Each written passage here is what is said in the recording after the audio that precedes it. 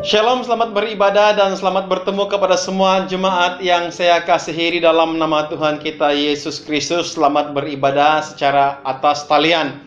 Hari ini kita bersyukur kepada Tuhan karena hari ini semua gereja di dalam paroki kita telah dibuka untuk beribadah dengan pematuhan SOP yang telah ditetapkan. Namun saya percaya juga ada di kalangan jemaat yang tidak dapat beribadah di gereja dan harus beribadah di rumah bersama dengan keluarga dalam ibadah online. Sama ada di gereja atau di rumah, saya yakin percaya pada waktu kita sungguh-sungguh beribadah kepada Tuhan, Tuhan akan memberkati ibadah bahkan keluarga kita. Sebelum kita mendengar firman Tuhan, mari kita berdoa. Bapa di surga, kami mengucap syukur dan berterima kasih kepada Tuhan untuk kesempatan kami dapat mendengar firman Tuhan sekali lagi. Sungguh pun itu hanya berada secara atas talian. Urapilah dan pakailah hamba-Mu yang hina ini untuk menyampaikan kebenaran firman Tuhan.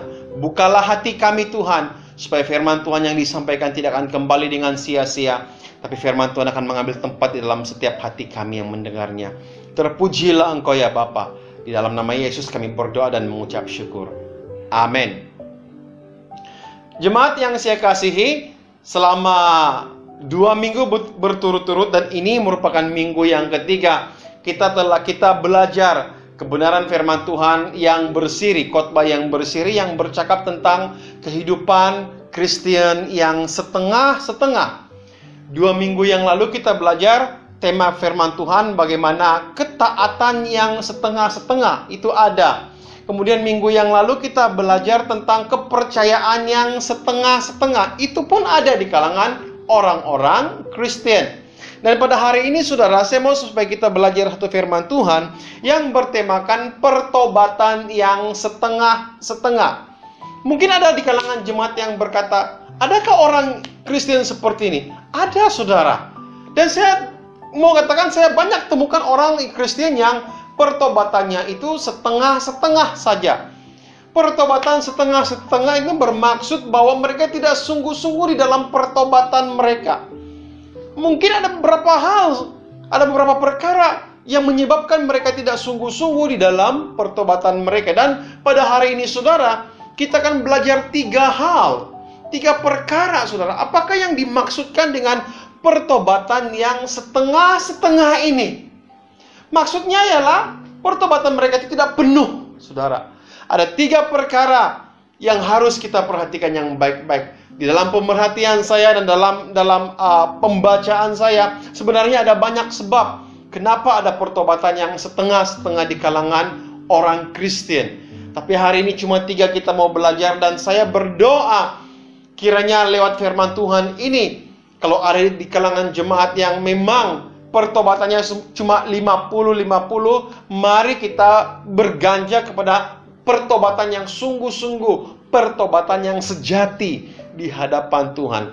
3 perkara apakah yang dimaksudkan dengan pertobatan yang setengah-setengah. Saudara, yang pertama saudara, pertobatan yang setengah-setengah itu bermaksud saudara, seseorang itu hanya menyesal tetapi tidak bertaubat. Adakah orang seperti ini? Ada saudara. Dan saya mau katakan saudara, seperti ini. Penyesalan itu cuma langkah pertama menuju pertobatan. Saya katakan sekali lagi. Penyesalan adalah langkah pertama menuju pertobatan. Dan penyesalan itu bukanlah pertobatan penuh saudara. Mungkin orang melakukan sesuatu kesalahan atau melakukan dosa dan dia mulai menyesal. Tapi ingat saudara, penyesalan itu, orang yang menyesal bukanlah tanda mereka telah bertobat. Di dalam Alkitab ada seorang pribadi yang menyesal tetapi tidak bertobat. Siapa? Itu adalah Yudas Iskariot. Nah, saya baca firman Tuhan dalam Matius pasal 27 ayat 3 hingga 5. Firman Tuhan berkata seperti ini. Pada waktu Yudas yang menyerahkan dia melihat bahwa Yesus telah dijatuhi hukuman mati, menyesallah ia. Lalu ia mengembalikan uang yang 30 perak itu kepada imam-imam, kepala dan tua-tua, dan berkata, "Aku telah berdosa karena menyerahkan darah orang yang tidak bersalah." Tetapi jawab mereka, "Apa urusanmu Apa urusan kami dengan itu? Itu urusanmu sendiri. Maka ia pun melemparkan uang perak itu ke dalam bait suci, lalu pergi dari situ dan menggantung diri. Saudara dengar baik-baik. Ayat yang ketiga mengatakan bahwa Yudas menyesal karena menyerahkan Yesus. Orang yang menyesal dan bertobat pasti akan mengakui dosanya dan pasti akan datang kepada Tuhan, datang kepada Allah, mengakui dan bertobat. Pasti dia akan melakukan sesuatu yang bertujuan supaya Tuhan boleh menerima dia kembali. Ini adalah orang yang sungguh-sungguh menyesal dan bertobat. Tapi perhatikan baik-baik apa yang dilakukan oleh Yudas.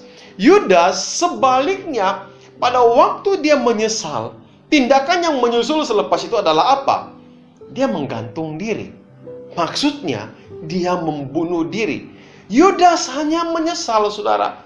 Tetapi dia tidak bertobat di hadapan Tuhan. Nah, inilah yang saya katakan bahwa pertobatan setengah-setengah itu adalah orang yang hanya menyesal, tetapi dia tidak bertobat sungguh-sungguh di hadapan Tuhan. Ada ramai orang Kristen seperti ini, menyesal melakukan itu, menyesal melakukan ini, tapi tidak bertobat. Pada akhirnya, saudara, dia akan melakukan perkara yang sama. Ataupun dia dalam penyesalannya itu, saudara, inilah yang paling bahaya. Ada orang yang berhenti pada perkataan menyesal. Dia menyesal tetapi tidak ada tindakan selanjutnya. Akhirnya iblis yang mulai membisik ke telinganya. Akhirnya iblis yang mulai kembali masuk ke dalam hatinya, berbisik dalam pikiran, hati dan telinga, bahkan perasaannya, sehingga dia melakukan hal itu kembali dan terus, saudara. Kenapa? Penyesalan itu bukan bertobat. Yudas hanya menyesal tetapi dia tidak bertobat, saudara yang saya kasihi. Kita lihat dalam Ayub pasal 42 ayat 6. Bagaimana tindakan Ayub? Nah, Ayub, firman Tuhan berkata, "Oleh sebab itu aku mencabut perkataanku dan dengan menyesal aku duduk dalam debu dan abu." Nah, saudara, dalam ayat ini kita melihat, saudara, bahwa Ayub menyesal. Namun penyesalan yang ada pada Ayub ini disertai dengan sebuah tindakan pertobatan. Berbanding dengan Yudas. Yudas menyesal, tapi tindakannya itu bukanlah sebuah tindakan pertobatan, malah dia menghukum dirinya sendiri dengan cara menggantung diri. Tetapi Ayub, pada waktu dia menyesal, dia duduk di dalam debu dan abu. Itu merupakan satu tanda pertobatan dan merendahkan diri.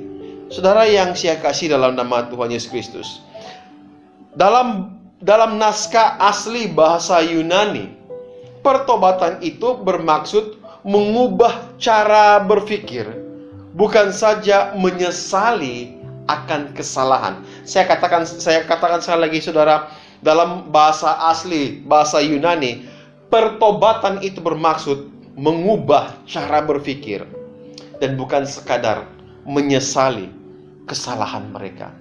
Makanya saya mendorong untuk semua jemaat Tuhan. Kenapa ada pertobatan yang setengah-setengah? Karena dia berhenti dalam perkataan menyesal. Menyesal itu bagus, saudara. Karena menyesal itu merupakan satu langkah pertama. Dia hanya satu langkah pertama untuk menuju pertobatan, tetapi jangan berhenti pada langkah pertama, saudara. Kita harus terus bergerak ke langkah 2, ketiga, dan terus menuju kepada pertobatan. Kalau kita melakukan suatu kesalahan di hadapan Tuhan, dan kita menyesal sungguh-sungguh di hadapan Tuhan, bertobatlah, saudara. Bertobatlah sungguh-sungguh di hadapan Tuhan. Maka Tuhan akan mengampuni segala dosa kita. Saudara, dalam 2 Korintus pasal 7 ayat 10, saya bacakan firman Tuhan berkata seperti ini. "Sebab duka cita menurut kehendak Allah menghasilkan pertobatan yang membawa keselamatan dan yang tidak akan disesalkan. Tetapi duka cita yang dari dunia ini menghasilkan kematian. Saudara yang saya kasih, firman Tuhan berkata, duka cita yang dari dunia ini menghasilkan kematian. Bermaksud apa, saudara? Ada dua jenis duka cita, atau saya mau katakan ada dua jenis penyesalan manusia. Penyesalan yang pertama atau duka cita yang pertama itu menghasilkan pertobatan menurut kehendak Tuhan. Dan ini dikatakan duka cita menurut kehendak Allah. Namun dalam 2 Korintus ini menyatakan, saudara, ada juga duka cita yang bukan daripada Tuhan. Dan duka cita ini adalah mendatangkan, menghasilkan kematian. Dan duka cita ini ialah yang disebut bahwa duka cita yang dari dunia tanpa pertobatan. Menyesal itu bagus, saudara. Berduka itu bagus, saudara. Tapi kalau berduka cita menyesal tanpa pertobatan, itu merupakan duka cita yang datang daripada dunia. Mungkin seseorang itu melakukan kesalahan, mungkin mencuri atau melakukan apa-apa, dan dia menyesal, dia berduka cita karena tindakannya itu mendatangkan kesan dalam kehidupannya, atau mungkin juga keluarganya, atau mungkin juga kesalahannya itu, dosanya itu mendatangkan kesan dalam pelayanannya secara pribadi, dan dia menyesal, berduka cita. Ada dua pilihan, bertobat atau tidak bertobat saja, saudara. Orang yang bertobat, duka cita itu, penyesalan itu datang daripada Tuhan. Tapi orang yang tidak bertobat, duka cita atau penyesalan itu datang dari dunia.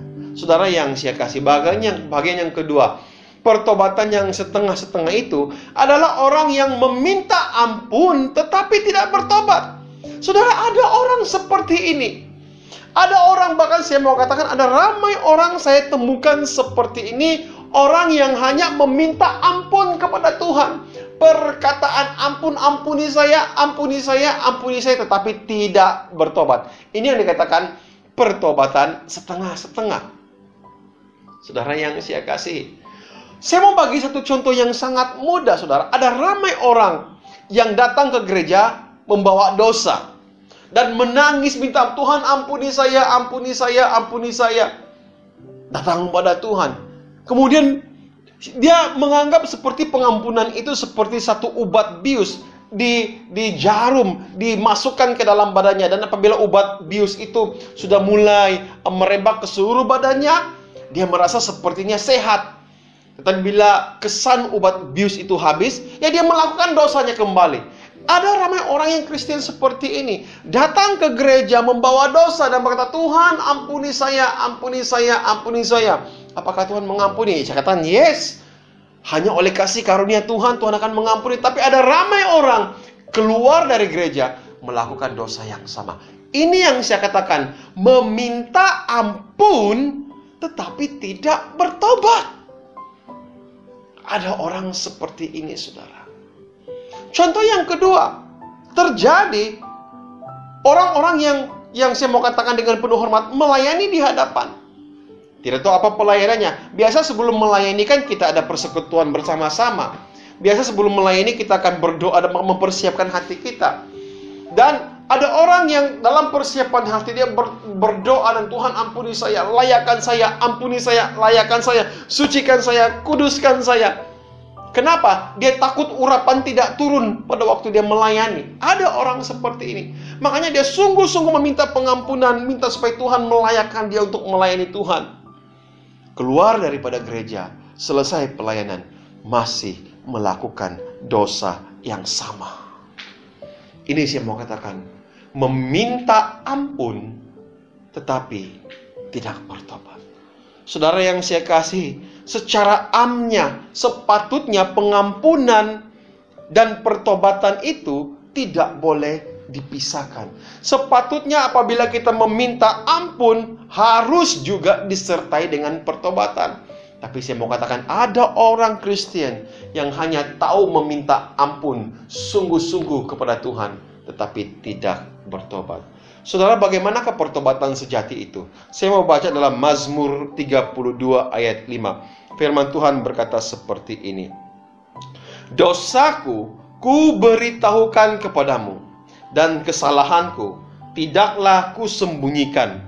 Aku berkata, Aku akan mengaku kepada Tuhan pelanggaran-pelanggaranku, dan Engkau mengampuni kesalahan dosaku. Saudara, ini merupakan pertobatan yang sejati. Bukan sekadar minta ampun tetapi tidak bertobat.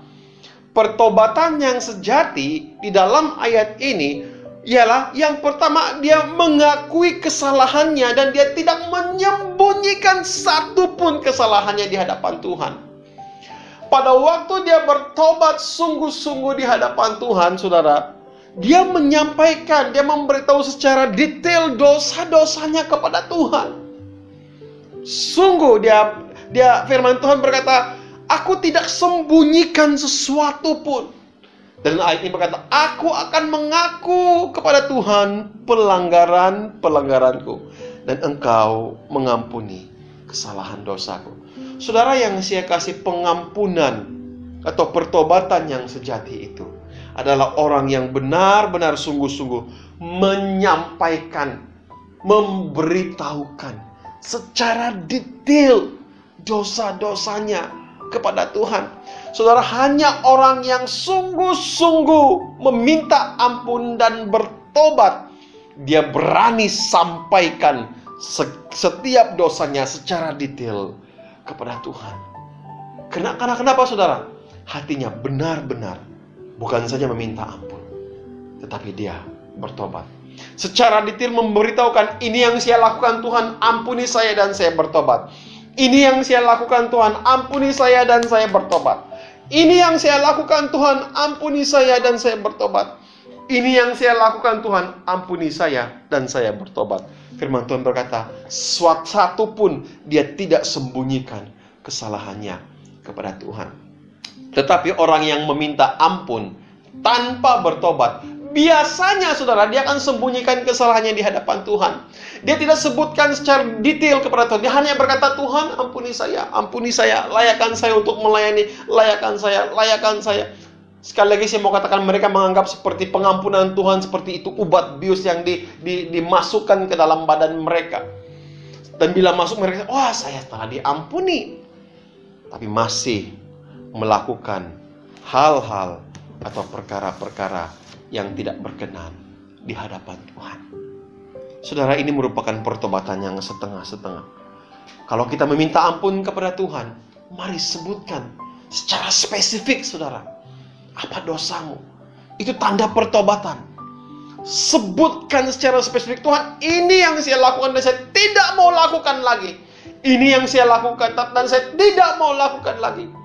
Mari jadilah jemaat, jadilah anak Tuhan yang betul-betul berani mengakui secara spesifik kesalahan kita di hadapan Tuhan. Yang terakhir, saudara, pertobatan yang setengah-setengah itu saya gambarkan sebagai satu pertobatan tanpa buah. Pertobatan yang tidak ada tanda atau tidak ada buah-buahnya. Matius pasal 3 ayat 8 dikatakan seperti ini. Jadi hasilkanlah buah yang sesuai dengan pertobatan. Saudara, ayat ini memberikan kita satu kebenaran atau salah satu bukti pertobatan. Bukti pertobatan itu seorang yang bertobat pasti akan menghasilkan buah-buah pertobatan. Itu bercakap tentang hasil. Ya, makanya orang yang bertobat, dia akan menunjukkan perubahan-perubahan hidup di dalam kehidupannya. Dan inilah yang saya katakan bahwa buah pertobatan itu adalah hidup yang benar-benar telah diubah. Hidup yang benar-benar telah ditransformasikan. Tidak sama lagi. Tidak mungkin saudara, orang yang bertobat tetapi tidak ada buah-buah yang kelima, masih tidak berdoa, masih melakukan hal yang sama, tidak ada buah-buah pertobatan. Makanya saudara, Matius 3 ayat 8 berkata, hasilkanlah buah sesuai dengan pertobatanmu. Tidak mungkin kita berkata kita bertobat, tapi kita masih bercakap bohong, kita masih mencuri, kita masih melakukan itu, ini, dan ini yang tidak berkenan di hadapan Tuhan. Tidak mungkin. Hasilkan buah, kata Tuhan. Alkitab berkata dalam Yehezkel pasal 18 ayat 21 menjelaskan seperti ini. Tetapi jikalau orang fasik bertobat dari segala dosa yang dilakukannya dan berpegang pada segala ketetapanku serta melakukan keadilan dan kebenaran, ia pasti hidup dan ia tidak akan mati. Saudara yang saya kasih, ini adalah buah-buah pertobatan. Di dalam petikan ini, saudara, ada 3 yang Tuhan berikan, yang Tuhan tunjukkan, Alkitab nyatakan sebagai buah pertobatan. Yang pertama, berpegang pada segala ketetapanku. Alkitab berkata kalau orang fasik bertobat dari segala dosanya dan berpegang pada segala ketetapanku. Ini buahnya. Dia tetap menyimpan kebenaran firman Tuhan itu. Dan yang diteruskan, melakukan keadilan. Dan yang ketiga, melakukan kebenaran. Ada dilihat, saudara. Bukannya kita menunjuk-nunjuk yang saya sudah bertobat, saya sudah bertobat, saya sudah bertobat. Tidak perlulah kita sampaikan melalui mulut kita kepada orang lain tentang pertobatan kita. Tapi mari firman Tuhan berkata, lakukan keadilan dan lakukan kebenaran. Dan orang yang sungguh-sungguh bertobat dan ada buahnya, firman Tuhan berkata, ia pasti hidup dan ia tidak akan mati.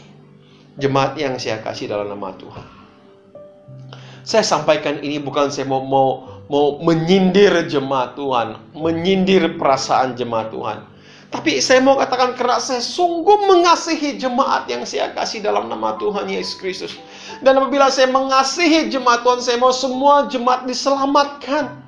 Saya sampaikan ini supaya kita sungguh-sungguh bertobat di hadapan Tuhan. Jangan ada pertobatan yang setengah-setengah. Bahkan 2 minggu yang lalu saya berkata, jangan ada ketaatan yang setengah-setengah seperti Raja Saul. Minggu yang lalu saya berkata, jangan ada kepercayaan setengah-setengah seperti jemaat di Laodikia. Dan pada hari saya mau katakan, jangan ada pertobatan yang setengah-setengah. Pertobatan yang hanya menyesal tapi tidak bertobat. Pertobatan yang hanya meminta ampun tetapi tidak bertobat. Dan orang yang bertobat tanpa buah, tanpa ada perubahan di dalam kehidupannya. Saya mendorong jemaat Tuhan, saya mengasihi Anda semua. Mari kita hadam, kita pelajari, kita tanamkan kebenaran firman Tuhan ini di dalam hati kita. Kalau kita melakukan kesalahan di hadapan Tuhan, dosa-dosa di hadapan Tuhan, saya mendorong untuk kita mengakuinya. Katakan itu secara spesifik di hadapan Tuhan. Dan hasilkanlah buah-buah pertobatan yang boleh dilihat orang. Bukan kita menunjuk-nunjuk, tapi orang tahu bahwa kita sungguh-sungguh bertobat di hadapan Tuhan. Mari kita berdoa bersama-sama. Bapa Syurgawi, kami datang pada Tuhan, kami bersyukur untuk firman-Mu.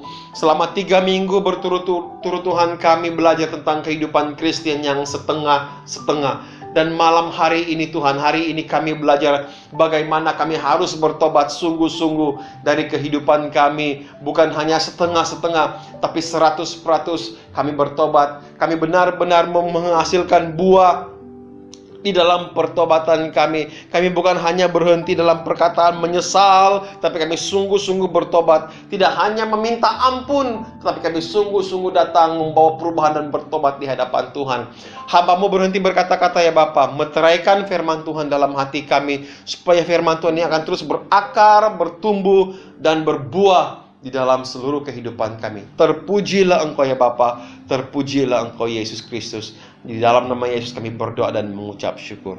Amin. Terima kasih kepada semua jemaat yang mendengarkan firman Tuhan. Diberkati mereka yang mendengar dan melakukannya. Tuhan memberkati kita.